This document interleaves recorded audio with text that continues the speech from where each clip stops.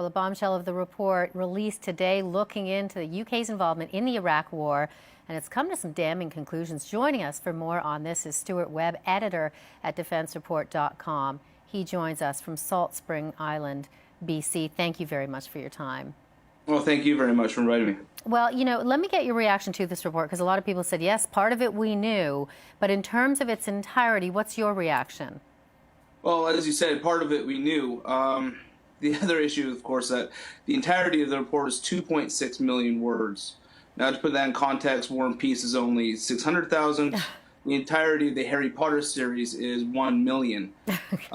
So there's a lot of fat that needs to be chewed before any really in-depth analysis can happen. I think the media is essentially just tore parts of the 12 sections, handed off to the various reporters and say, digest this, see what's going to happen.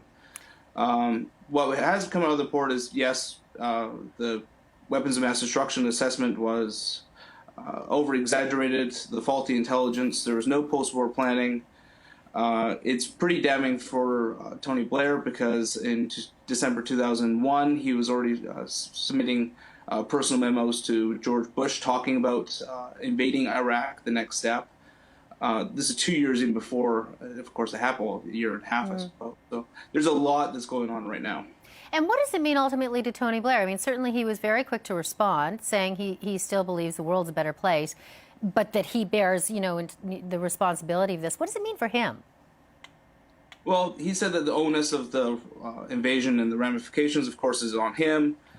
He was quick to react, of course, saying that, well, if Saddam Hussein was still in, we don't know what would have happened.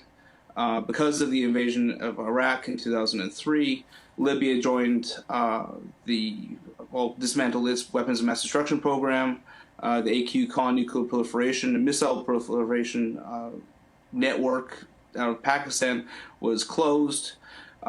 He was quick to react to some of the benefits, but, of course, a lot of people are, knowledgeable of the consequences of what's going on right now. Chilcott also went on to say that they didn't find that Tony Blair misled or deliberately misled people, but that he made decisions lacking critical information from the United States. Well, let's step back into 2003. We had protests happening all over London, Washington, Ottawa, the world capitals. Yet Hans Blix, the UN weapons inspector, actually go in and say, well, there are no weapons of mass destruction. The UN's already said that. The people weren't misled because the people already knew.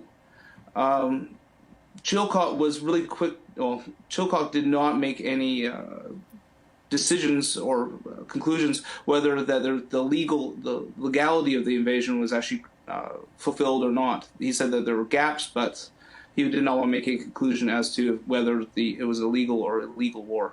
Yeah, still lots to digest, as you point out, though. Stewart Webb, thank you very much for being on the show. Thank you very much.